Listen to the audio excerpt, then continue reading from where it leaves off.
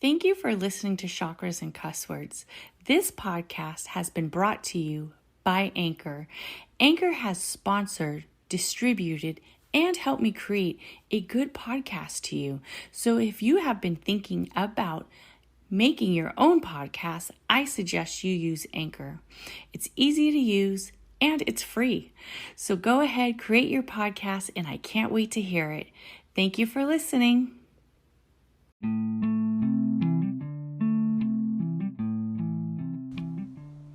Welcome to Chakras and Cusswords, a podcast that dives into self-improvement, completing goals, and overcoming modern-day obstacles.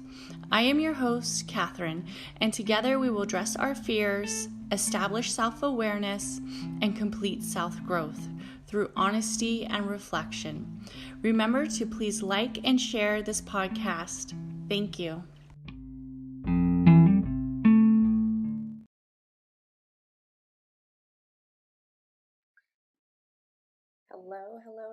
Hello, everybody who is listening to the replay or is checking out this podcast. Welcome. So my name is Katherine. I am the podcast host of Chakras and Cusswords Podcast. I concentrate on a lot of energy work, if it's astrological energy, if it is spiritual energy, if it is the chakra energy. That is really where I find myself overly centered, I would say. And I just want to thank everybody for coming into this area and also giving this podcast a listen. Today's episode, I'm so excited.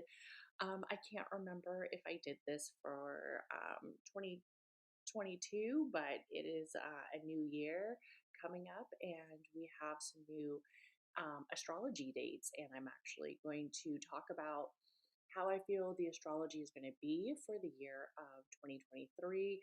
And I'm also going to share some of the major transits, some of the major aspects that I really feel that everybody should kind of know about, or that everybody should kind of be aware of. You know, astrology and astrological alignment is something that we can't necessarily change, right? It's the area of space that happens regardless.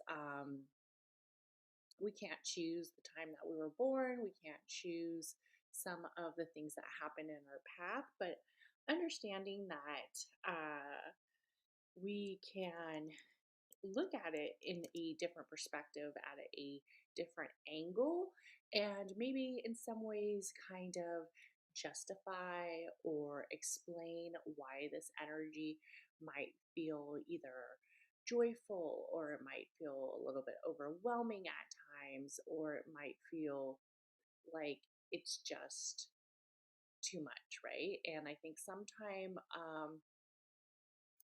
it happens, right? Sometimes we just kind of feel a little stuck in where we're at. So let's get into it. And 2023, I really think is going to be an amazing room.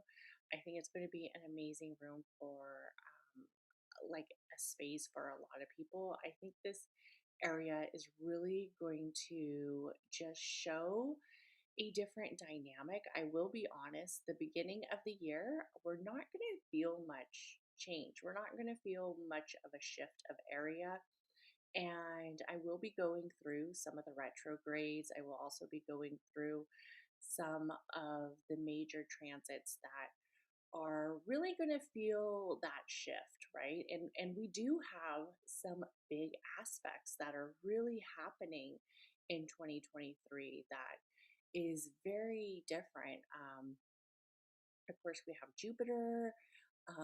We also have the North nodes. So the North and the South nodes, the nodes of destiny. So we have some change really coming up, and we have Pluto. So we have that area where it's going to be a different dynamic. And I think when a lot of people see that the astrology for the year, they automatically are like, how is this going to affect me, right? How is this going to affect me? And we have to look at where that zodiac is. Like if you are a sun in Aquarius, if you are maybe an Aries, or where's your Venus. So it affects each person differently. But overall, we shouldn't be worried about the astrological change. As a collective, I feel that it's it's going to be overall a good year. It is going to be some of the same energy um, in 2023, definitely in the beginning. And when we think about reminiscence of energy and that energy that kind of lingers and doesn't really go away, or it kind of stays there, we have to wonder, how come it's staying here? Like, how come this energy space is staying here? Is it something that I haven't completely released? Is it areas of insecurities that I haven't completely let go of? Or is it more of a focus that this is energy that I need to use towards my benefit? So let's talk about some of the major things. So at the end of the year, at the end of December, I'm actually trying to look at my charts right now because I want to make sure that I have this date correct. I believe it is right at the end of the year. We have right around December 23rd, we have the new moon in Capricorn, right? And that's going to be about areas of maybe feeling overwhelmed, especially because of the holiday season, but also it's going to be like we're feeling like this need to do it all and to have that new space. I really want people to kind of clear their area. And when we think about the Capricorn, we're really going to want to clear that space out. We also have Chiron goes direct in Aries. So this is going to give us that burst where we're going to feel like a lot of emotion, and it's so interesting that's literally happening like on the 23rd, where it's like the day before like Christmas, or Christmas Eve, or it's the day before, if you celebrate other holidays, it's kind of like the introduction of Yule. So there's a lot of area where we might really be feeling overwhelmed with our own area of healing. And if we are in a place that feels very uncomfortable, it's because we're having this outburst of like emotions, possibly, especially with the Aries, with the Chiron going direct in Aries. On December 29th, Mercury goes retrograde in Capricorn. So this is the traditional retrogrades. We go retrograde like almost multiple times of the year. Mercury goes retrograde almost like 4 times a year. It is something that is unavoidable. It's something that happens. And I recently told people, like, if you haven't fully mastered your retrograde area, especially when it comes to Mercury, because Mercury is the only planet that goes retrograde this frequently, you got to ask yourself, like, why the fuck not? It's nothing new. It's nothing that we shouldn't be able to get through. So just be mindful that Mercury is going retrograde like it always does. It's nothing new, guys. We'll get into it. December 31st, we have an interesting conjunction. We have Venus in Capricorn conjuncts with Pluto in Capricorn. So that's actually a good day for many of us to stay in the comfort of our home with our loved ones and really take that area of transformation and look at how we are going to have a transition that is going to feel welcoming, right? That's going to feel welcoming to the start of the new year. We don't want to start our new year on a whole bunch of energy that's going to set the pace, because when we think about Pluto is such a dynamic space, right? And when we take that energy of birth or death and that shadow space, and when it's combined with love and it has that area where it's really creating an alliance and a joining, we're going to think, how are we going to use this to feel the most comfortable, this to feel the most safe, the most secure as we continue our area of love throughout the year of 2023. And also, if you are thinking about changing something, closing a chapter, like that Pluto energy, or almost like deading a situation, that's how I like to think of it. Like sometimes you just have to let that energy rest. You just have to let that area space rest. This would be a good day to really accept it. And for many people, with New Year's resolutions, it's not about changing completely in 1 month. And that's really why many people fall off of their resolution, right? Like a resolution will usually last like a couple weeks, and then they're like, fuck it. In all honesty, most of the things that are going to have the most spontaneous energy is probably going to be around the spring. But the entrance of January and that Capricorn energy is really that time to take the first few steps, but start slow. Don't start like a traditional Capricorn, as one might say, right? We want to let that area kind of wind out. Well, let's talk about some of the alignments that's really happening in the beginning of the year. So, as I kind of gave a little rundown of what to expect at the end of 2022, let's look at January. So, automatically in January, we have some interesting dates. We have on January 2nd, Venus enters Aquarius.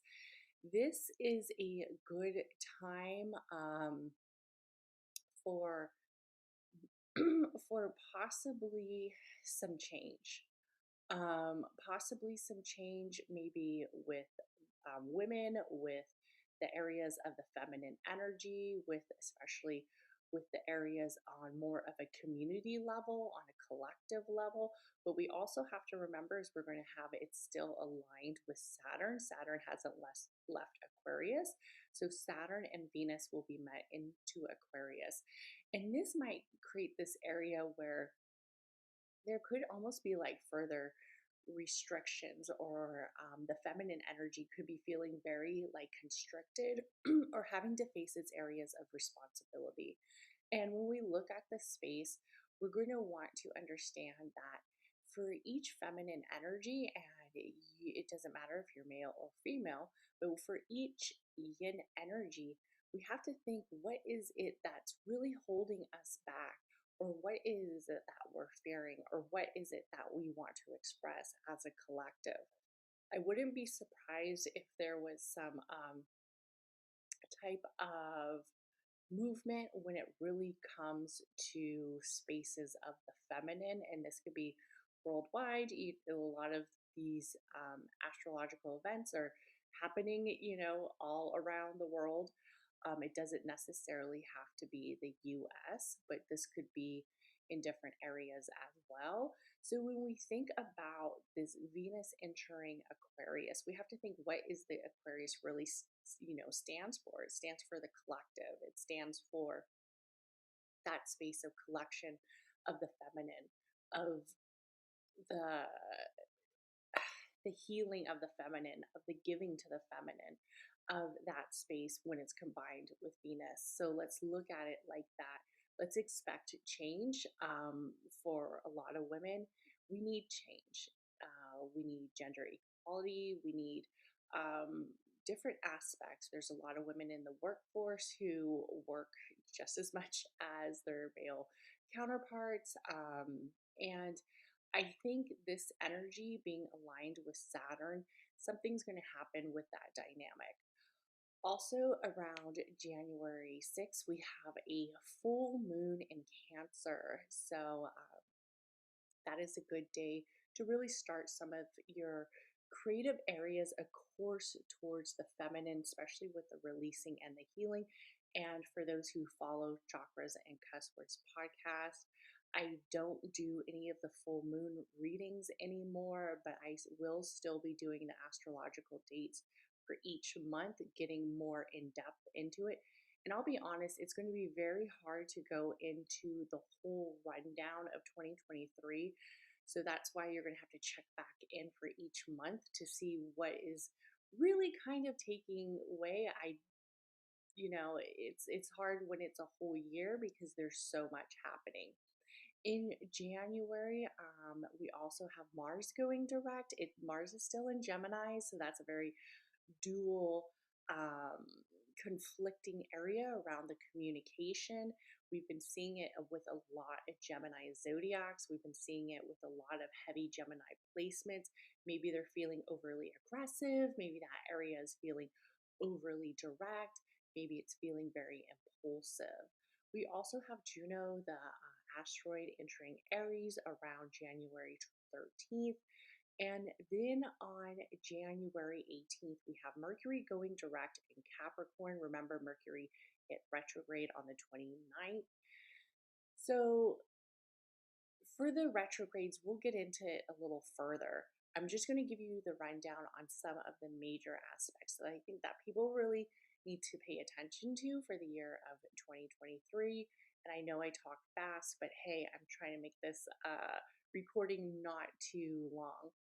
On January 20th, we have Sun enters Aquarius, and then we're going to be followed with a new moon in Aquarius. And when we think about the Aquarius, we always have to think of the direct area of alignment with the collective, with the community level and the area space.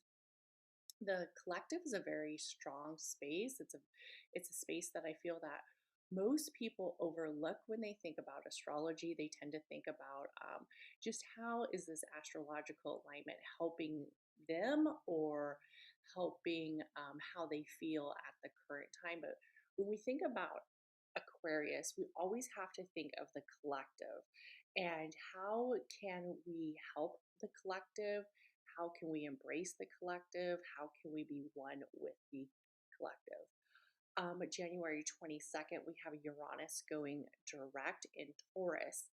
And for Uranus going direct, this is a big, Uranus has been in retrograde. This is a big movement, especially for the Taurus. I think the Taurus is going to feel a shift in 2023. I talked about it on my TikTok. For those who follow my TikTok, I said that the two zodiacs that I would look out for in 2023 for transformational change is definitely the Taurus and the Scorpio. I explained why, but there's a lot of movement with them. There's a lot of transition with them, and there's a lot of energy shift with them on the 26th. And I want you guys to remember that Venus travels a lot monthly. So on January 26th, Venus enters Pisces. And this is an overall a good move for Venus. We still have Jupiter in Pisces at this current time. So Venus enters Pisces or no, Venus is actually, I'm sorry, Jupiter will actually, I believe, be with Aries at this time, I believe. So Venus enters Pisces, and this is going to be that area sense of the higher self, definitely with the feminine. So make sure you have that area where you are dipping into the crown chakra and also the sacral chakra as well. And this is big for a lot of the higher house zodiacs, such as like the Aquarius, the Capricorn, will really want to feel that alignment. Also, this is going to affect the Libra and the Taurus. And like I said, we're going to see a lot of area with the Taurus in 2023. So if you have heavy Taurus placements, I want you to really look at where they're at in your houses, where you see areas that you might feel an overall shift in some of your lessons or some of your life path journeys, where it might be a good time to actually do a little bit of reflection and change. Look at how you can look at your birth chart for the year of 2023. Also, on February 5th, we have the full moon in Leo, and I don't want to get too much on the moon signs Follow me on Chakras and Cusswords for the monthly updates. On February 7th, this is a big thing. We have Jupiter semi sextile with the true node, which is like our destiny node, and that is still in, what do you know? That is still in Taurus. So, this is going to be an area of conjunction where we feel that passion, we feel that energy of expanding our current situation, where we are at in our destiny path. So, if you're a Sagittarius, Aquarius, also a Taurus, this is going to be possibly that area space where it is going to be almost like currently changing that path.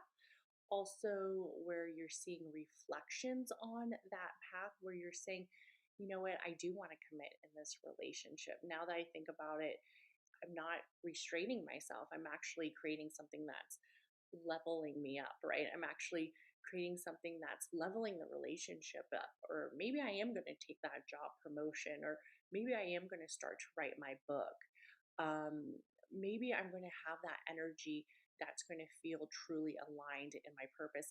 And the reason why it's also making such a shift is because on February 7th, we have Vesta enters Aries as well.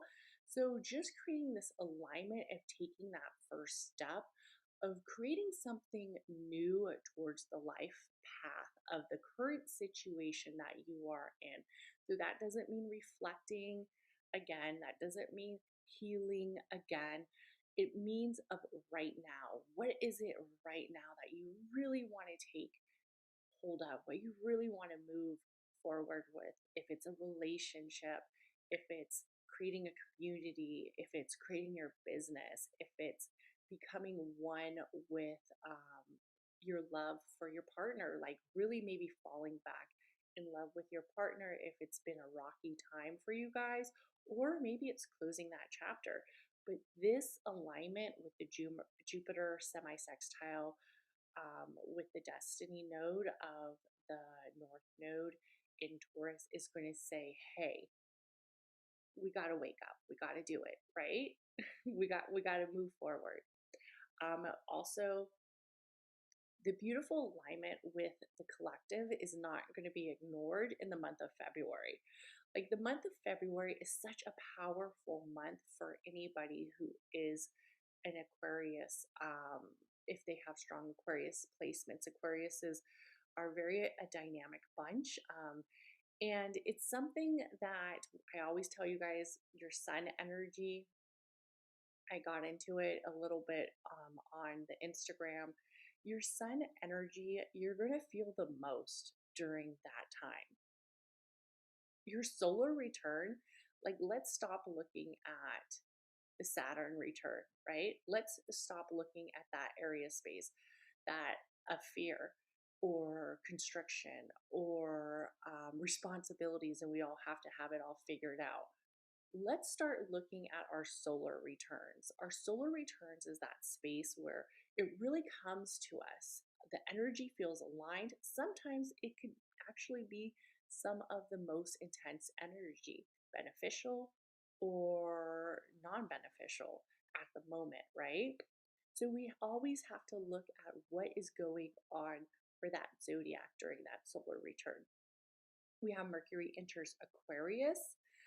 So that is a very fun time for the Aquariuses. I don't want to spend too much on February, but February is a good month.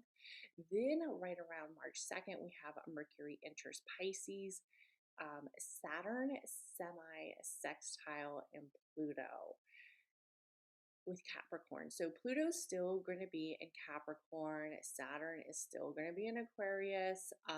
We will feel a shift towards the springtime with these two. But right now, this is our last chance. This is like really that energy where we're going to want to pick up our transition on a collective level. And this is happening March 3rd. So I wouldn't be surprised if something happens where we're going to see it on the news. We're going to see some areas of responsibility, some areas of constriction right around this time of March 3rd. Um, on March 7th, we have a full moon in Virgo. I'm not going to get too much into the moon phases, but this is going to kind of like ease that area. Possibly there's some fear. Possibly there might be a lot of layoffs. Maybe a big company might be having a in downfall. So use the full moon to release, use the full moon to ground, use the full moon to embrace where you're at the current moment, and just be like, yes, okay, woo. And then our March 7th, as we're entering the spring, we're entering that area of March. This is when many of us are going to start to feel that shift of energy, especially with responsibilities, home life, construction, areas where we're going to have a different dynamic. We're really going to have a different dynamic. On March 7th, we have Saturn enters Pisces. And it's so funny when I hear people talk about the Saturn return with Aquarius. And the Saturn return with Aquarius, I will be surprised. I saw, of course, Cardi B had kind of a hard year during the Mercury retrograde. She was in her Saturn return. She's actually a Saturn. She's actually Aquarius. Her Saturn is in Aquarius, so she had her Saturn return. And for most people, except right around that court date of Mercury retrograde, she had some areas. But I think for most people, let's see who else. Pete Davidson was going through his Saturn return. The last 2.5 years, he has his Saturn in Aquarius, and then he had that whole Kanye and Kim.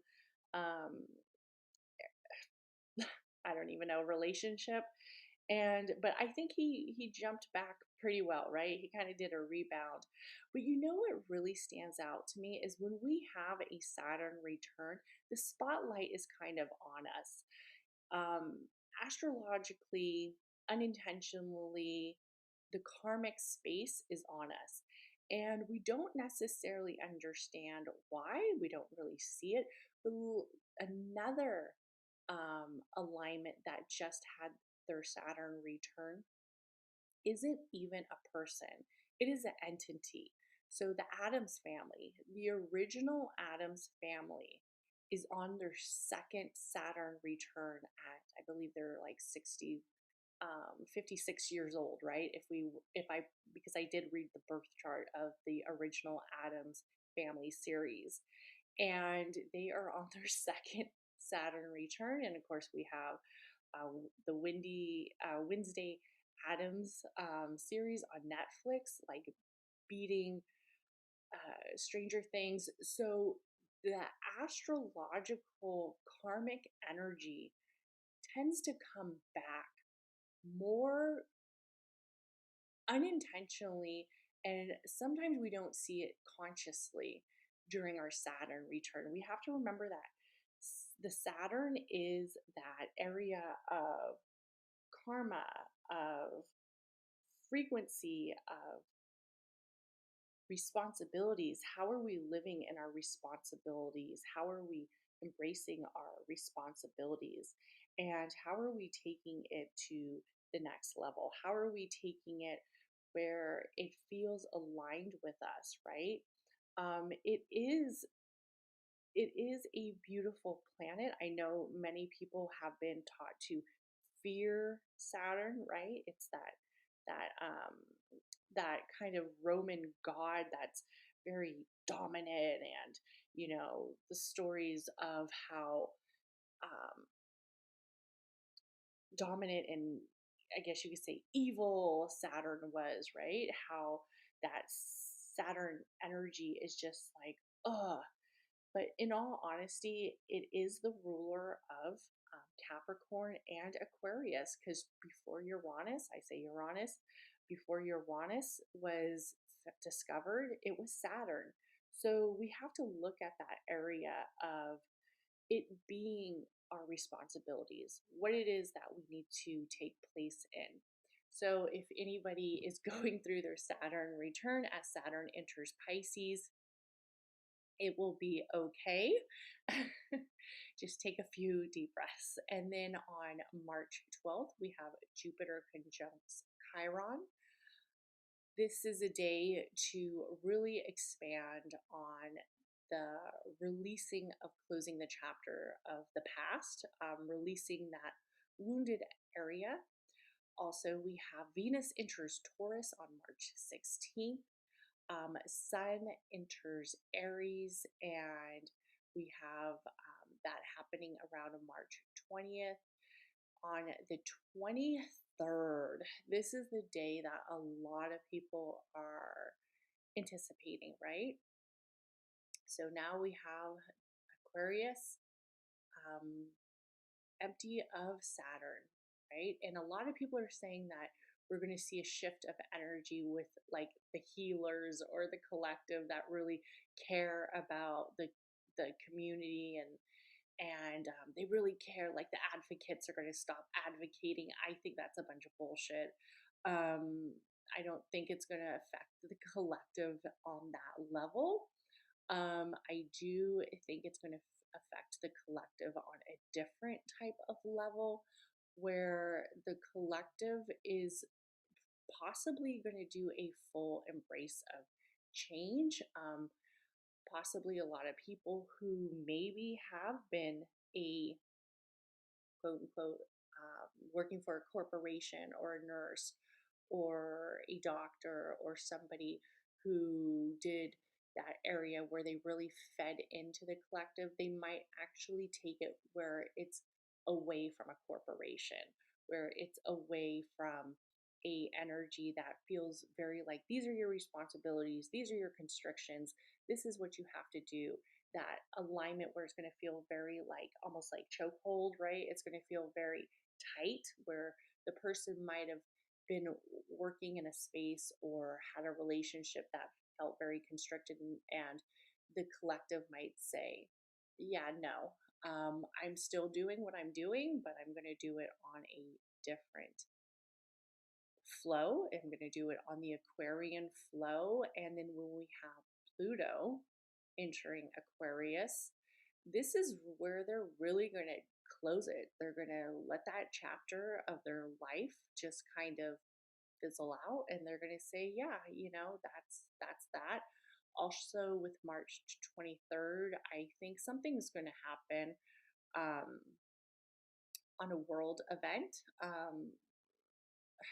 Let's see, when Pluto had its return in 2022,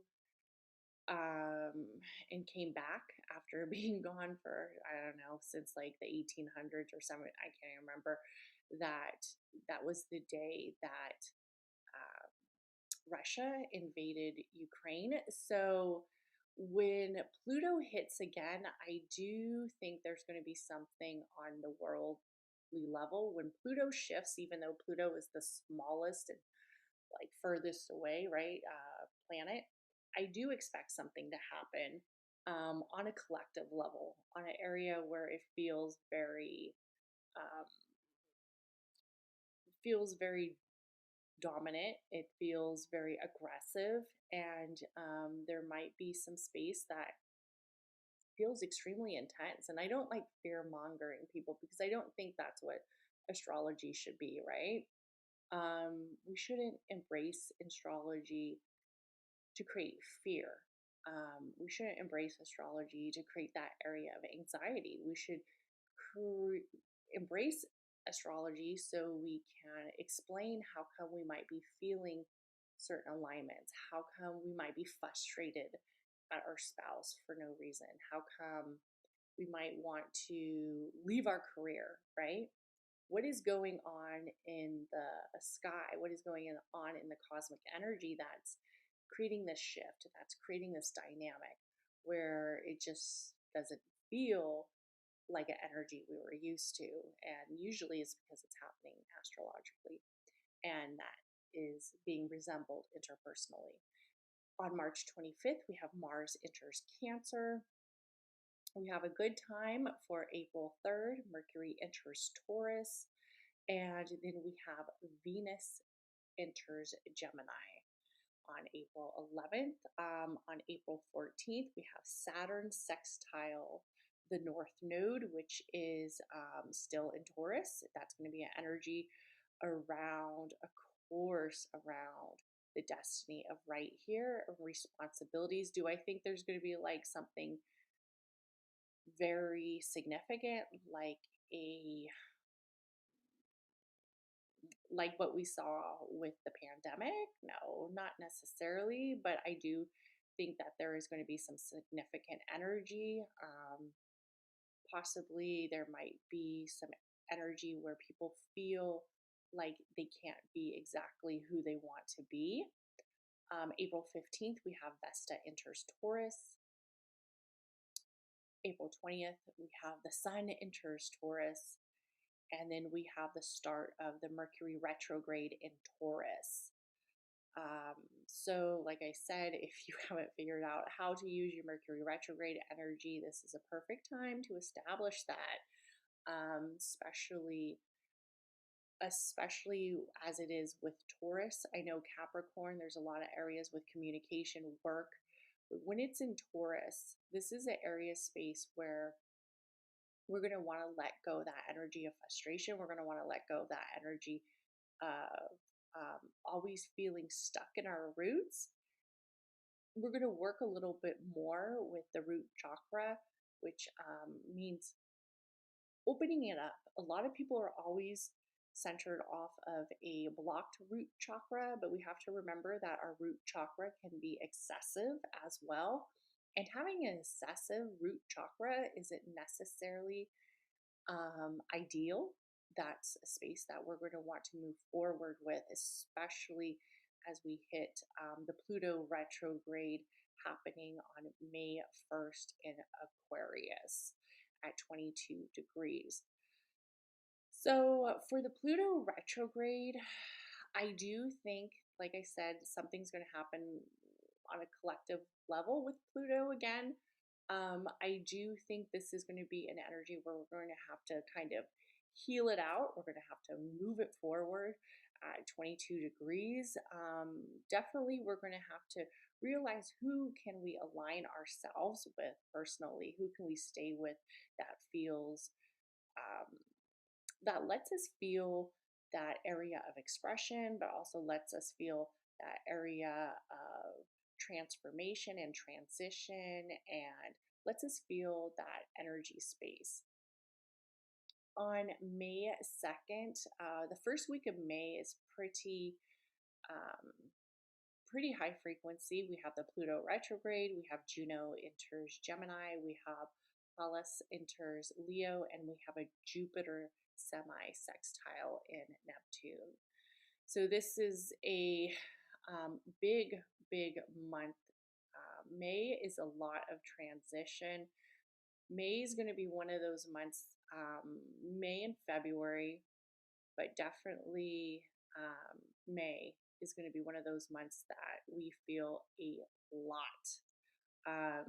It's also going to be that month that if you have high Taurus placements, you're really going to want to do some deep breathing. Just joking.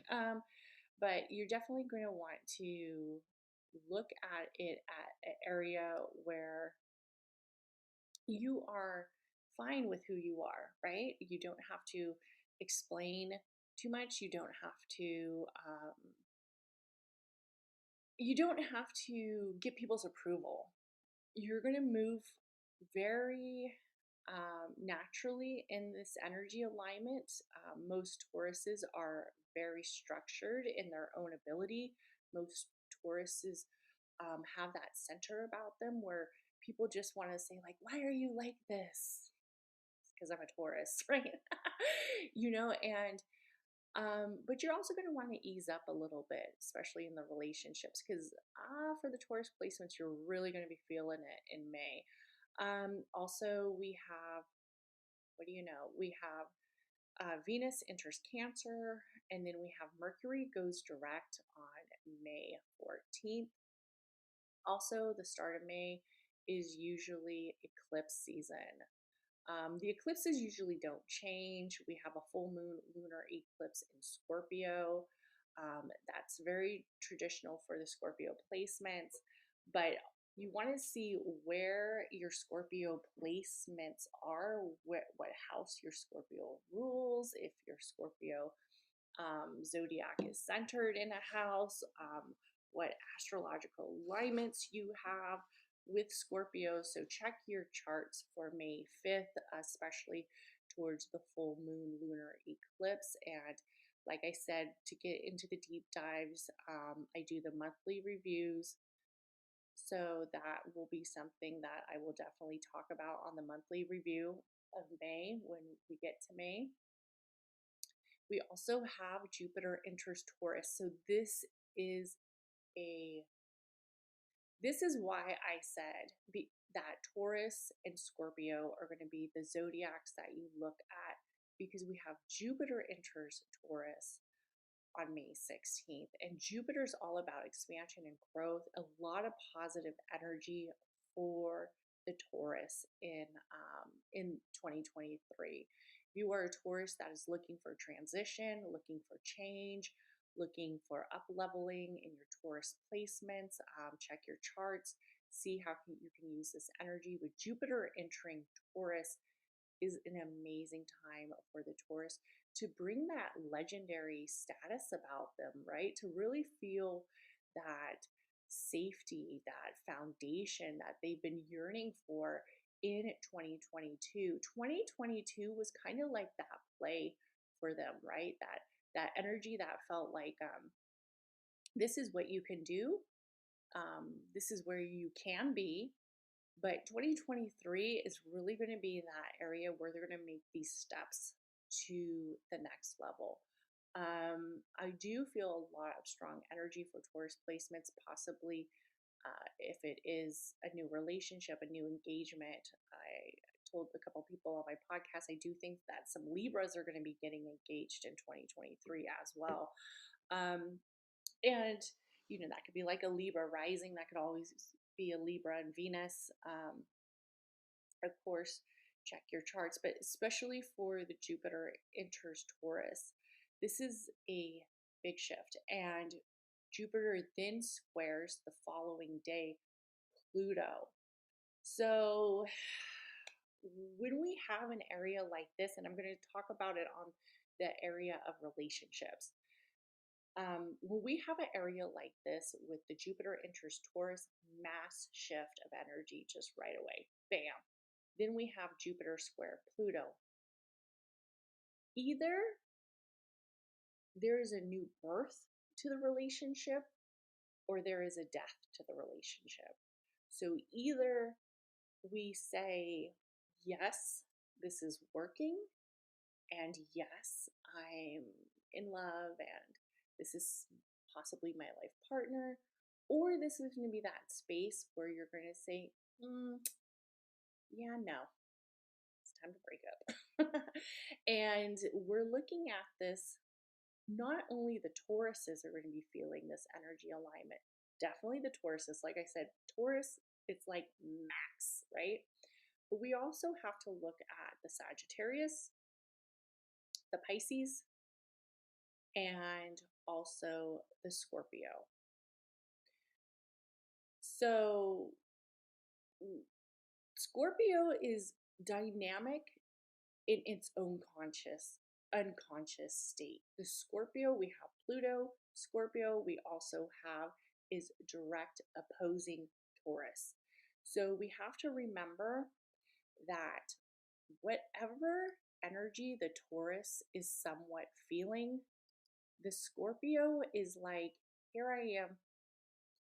They're basically opposites. We have Taurus of the second house, and when we have a Taurus and we have Jupiter in the second house, if the Taurus isn't thinking about investments or buying, so it can't always just be love, right? There's a lot of people who do fine without being in a relationship, and I know people hate when I say sometimes some people aren't meant to be in love, right? Some of us just are not meant to be in love. And that's fine. We can love things, we can love events, we can love certain times, but that doesn't necessarily mean that we are meant to be in love forever, right? Some people, love is that funny dynamic. It's very similar to money. Some people do quite successful having very little money, starting off with very little money. Some people are quite successful with having very little love. Doesn't mean they need to be in a relationship. Sometimes they do better not in a relationship. And we look at the Taurus right now with Jupiter. This is a time that financially the Taurus should be doing something. If that's in buying a house, if that is areas of possession, investments, building a business, starting a new job, looking for a raise, whatever it is, financially, the Taurus should be starting to do something for the rest of the year of 2023.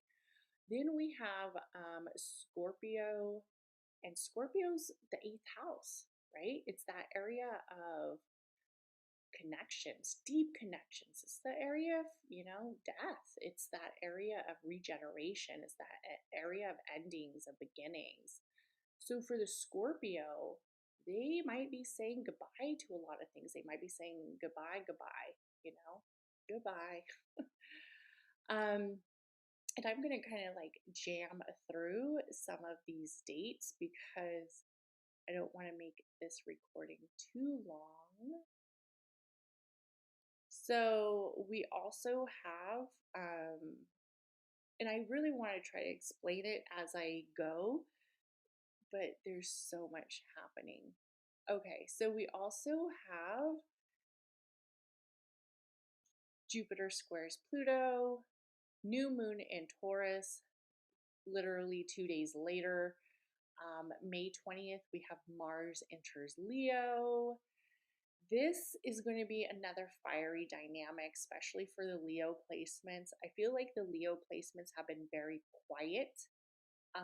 We haven't seen that much of the Leos, right? We've seen a little bit, but not that much. They've kind of been very reserved. This is all going to change right around May 20th. We have the Sun enters Gemini.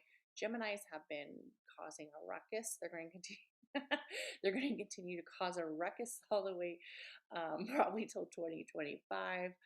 But we're going to see some more action from the Leos. The Leos are going to be feeling this area of assertiveness, getting back on to their spontaneous energy. You have to remember that the Leo works in that dual dynamic. Everybody goes, oh, the Leo's so confident. The Leo's so brave. Yes, they're very brave. They're centered with the sun. They have that solar plex energy. But what you also have to remember, if they don't take time to balance it, if they don't take time to balance that energy, what happens? They burn out. They burn out and they stop. They get tired. So when you have that much fire element, you have to force yourself to let that energy relax. You have to force yourself to let that energy heal. So for May, the Leos are going to kind of wake back up. Right now, they're kind of in their hibernation state, but they're going to wake back up in May. A lot of them might be feeling burnt out because they did too much in the beginning of 2021. And now they're like, oh, okay. So we're going to see a lot more from the Leos, especially at the end of May and in June. We have the first quarter moon. Jupiter conjuncts the North Node on June 1st. Then we have Venus enters Leo. It's going to be a beautiful time, as I always say, to get confident with love. If that love isn't where you feel confident, it's a good time to say bye-bye. Mercury enters Gemini. Beautiful time to enhance our communication. That same day, we have Pluto retrograde enters Capricorn. So we have to remember Pluto retrograde started off in Aquarius because that's where Pluto is. Pluto is going to go into retrograde and it's going to shift over back to Capricorn. This is going to be an area where it's going to affect the work life, really affect that area of the Capricorn. Also, some karmic energy is going to come back to play silently. It's going to be that karmic energy that you didn't expect. We have Saturn retrograde starting in Pisces. This is a beautiful time to let go of some of those restrictions on your interpersonal space, also your spiritual space. I wouldn't be surprised if we see some new cults making the news, especially with Saturn being in Pisces. That area is going to come. The Pisces is a very dynamic zodiac. All the zodiacs are very beautiful and dynamic, but that 12th house placement, that God energy, it's a fine line. It's a very much fine line. That water walker space, it's a fine line where I'm not going to be surprised during the time that we see Saturn enter Pisces. We're going to be seeing some areas of cults coming back, probably on the news, something like that. There's definitely going to be some chitter chatter about that. June 19th, we have Jupiter sextile Saturn. June is a good month. It really is. We have Ceres enters Libra, Sun enters Cancer, Juno enters Cancer, Vesta enters Gemini. It's a beautiful month for the feminine, also for the areas of love and the areas of relationships. A lot of people should be getting married probably around the June 20th, June 2nd. That is a beautiful time to say some vows. Also, we have Mercury enters Cancer, Neptune retrograde on June 26th, June 30th. I always hear people say, like, oh, don't get married on a retrograde. I don't think that's necessarily true. I mean, Mercury retrograde is like 4 times a year. If that was the case, nobody would do anything, right?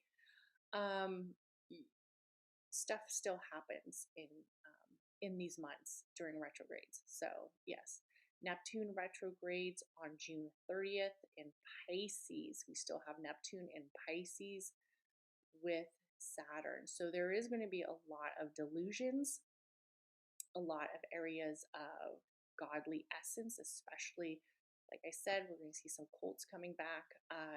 July 10th, we have Mars enters Virgo, Mercury enters Leo.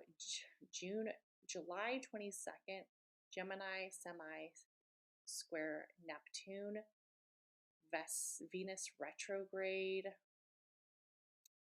Sun enters Leo on July 22nd.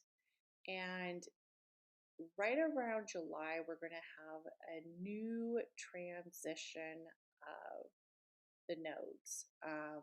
We still have,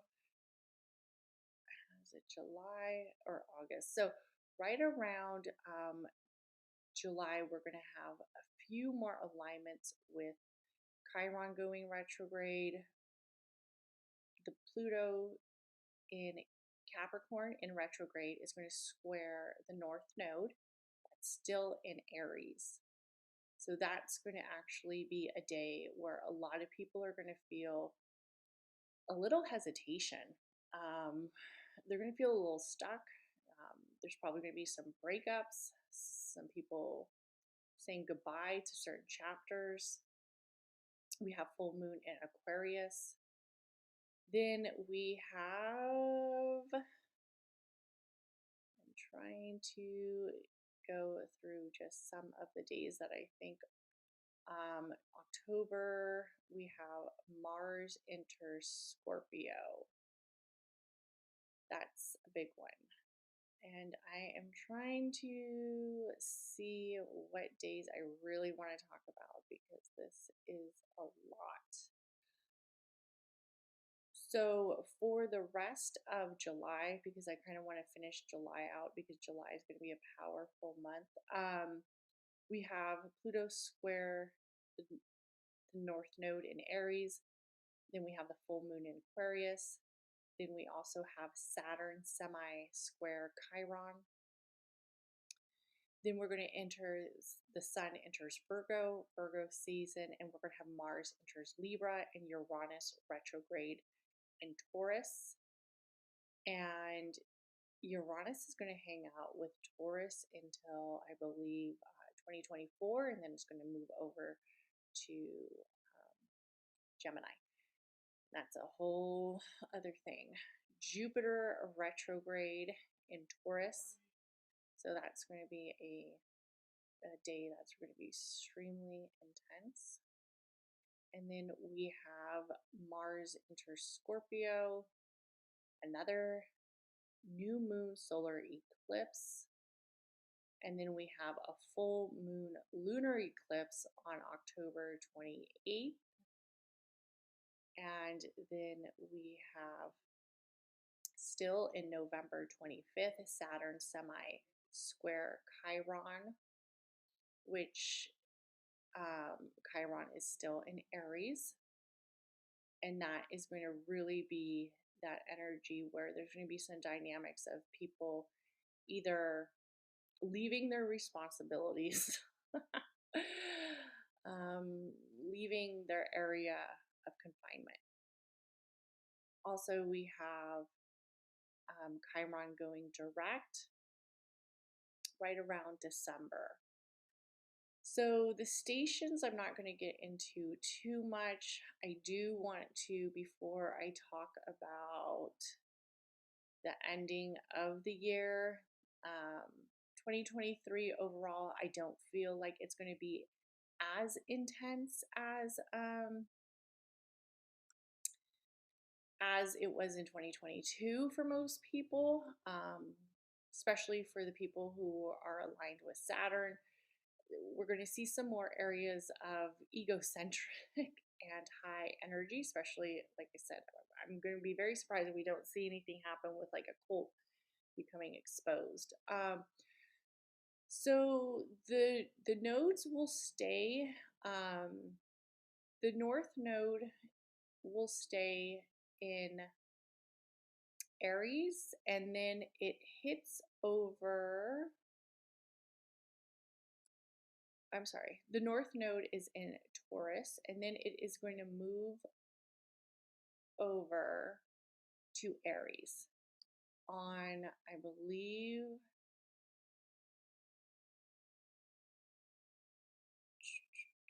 on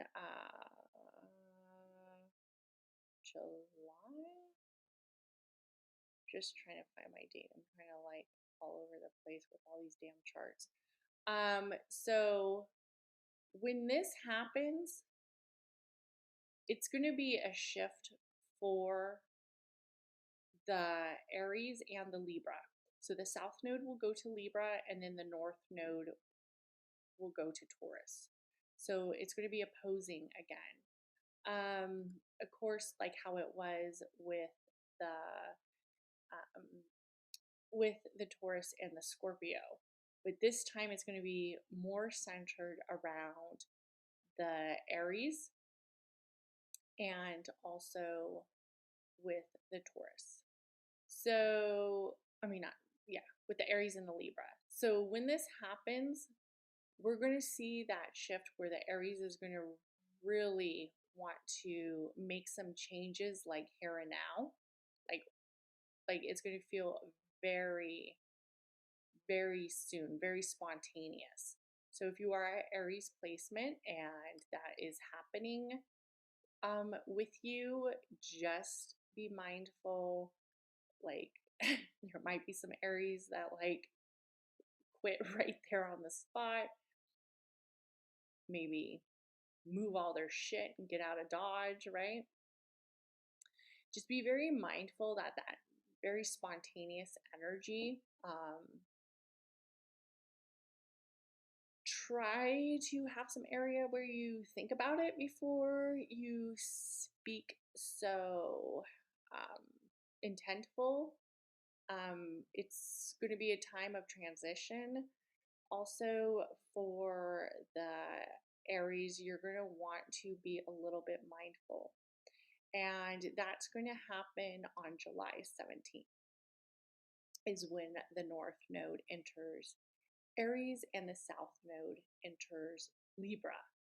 Also, for the Libra, you might be seeing some energies of the past kind of coming back up, especially with healing. And I don't like to fearmonger, but if some areas in a relationship wasn't working out, it's probably going to feel like that same dynamic. It's going to come back up. So I want to thank everybody who popped in this room. Thank you, thank you, thank you. And I will be back for the astrology dates for Capricorn. I will do a Capricorn horoscope on Clubhouse and also on the podcast of Chakras and Cusswords. So make sure you tap into that. And everybody have an amazing day. Bye.